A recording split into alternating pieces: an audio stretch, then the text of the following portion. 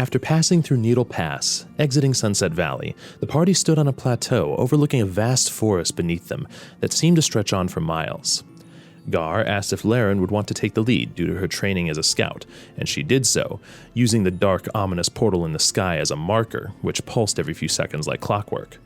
Gar estimated the portal to only be a few miles out, so the party proceeded into the forest. The party traveled for a couple hours before hearing some nearby commotion in the trees. After Mavis shouted, "Who goes there?" the party witnessed a doe frolicking through the woods, which Gar exclaimed could have been dinner. After a barely precise shot from Mavis from his miniature mechanical explosive device, the doe was brought down.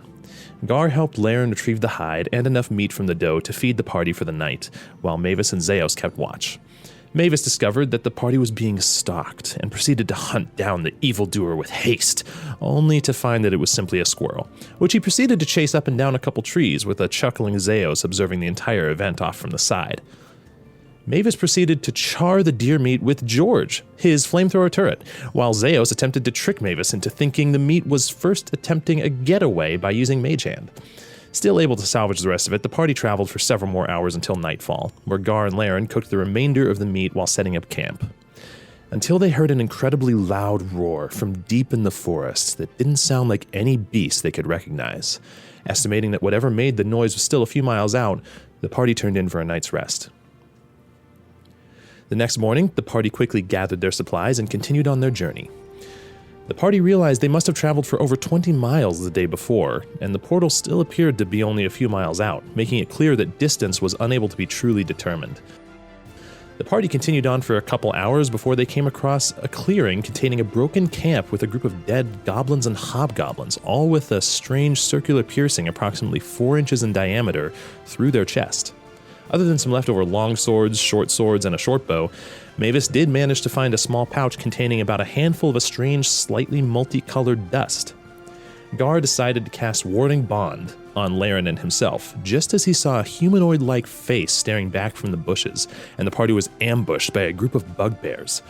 One bugbear in particular seemed to get a couple lucky and particularly powerful hits on Zeos, but other than that the party escaped with minimal injuries. Laren and Zeos inspected a trail of blood leading off to the northwest, where they discovered occasional tufts of white fur, which the party followed, eventually finding the lair of a unicorn named Elmas, not Elvis. Elmas explained that he was placed in the forest, known as the Geldenwood, by Sehanine, and that he was the one that dispatched of the previous goblins and hobgoblins. Elmas also explained that the forest had become corrupted, the timing of which coincided with the portal launching from Sehanine's tower in Sunset Valley. Mavis became convinced that the pixies surrounding Elmas were scientists, though Elmas was quite sure Mavis was mistaken. Elmas suggested the party continue on to Baygrove, a farming town just outside the Geldenwood. The party continued on to Baygrove for several hours, eventually once again hearing the massive roar from whatever creature was in the Geldenwood, as a thunderstorm began to move in. Eventually, the party came to the edge of the Geldenwood, and upon emerging, approximately a dozen archers lined up behind palisade walls simultaneously released a barrage of arrows toward the party that flew over their heads, hitting a creature that just began to emerge from the forest. This creature was approximately 10 feet tall, bearing a resemblance to a gorilla, and was made of pure shadow, with mists of shadow flicking off from its body, and its piercing white eyes with pure black pupils staring back at them. Recoiling from the attack, the creature retreated into the forest, felling several trees in its wake, roaring into the night with the same roar the party had been hearing before.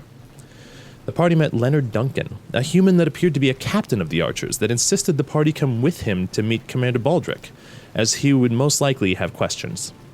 Though Mavis insisted that Baldric held no rank over him, so why should the party answer his questions? Leonard looked to Gar, asking for reassurance that Mavis was not the leader of this group, and proceeded to lead the party into a small keep. Before reaching the room, Zeos caught bits of conversation between two individuals. "I don't like it. Whatever it is, it's not supposed to be around here." "Well, I don't think so. But what are we going to do about it? It's not like we have anybody that knows where it came from." "Yes, but we have Torin there, and he's figuring out all that he can. It's only a matter of time, I suppose, before he cracks this case." The party met Commander Baldric, a dwarf that appeared to be the leader of Baygrove. Baldric asked his friend, Commander Aethys, to leave them for some conversation. After some careful questions, the party discovered that Baldric knew of Sunset Valley, and was probably the only one in Baygrove that did. Baldric explained that the portal is located about 10 miles south of Calcheth, a larger town north of Baygrove, where Commander Aethys was from. Baldric also explained that Calcheth brought in a dragonborn from the city of Harmony named Torin Ebenectominus, who is apparently an expert on portals, to try and figure out the nature of the dark portal in the sky.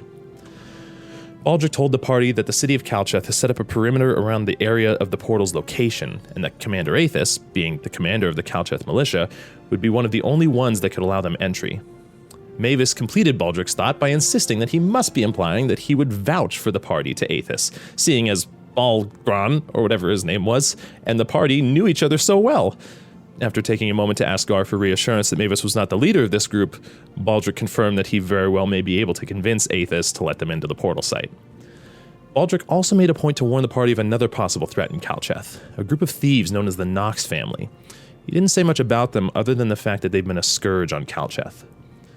Baldric offered accommodations to the party at the keep, free of charge, and showed them to their rooms. Upon entering their rooms and looking out the window to the north toward the dark portal in the sky, the portal let out a few more pulses like it had been doing, until it finally stopped, which somehow made the portal even more ominous than before.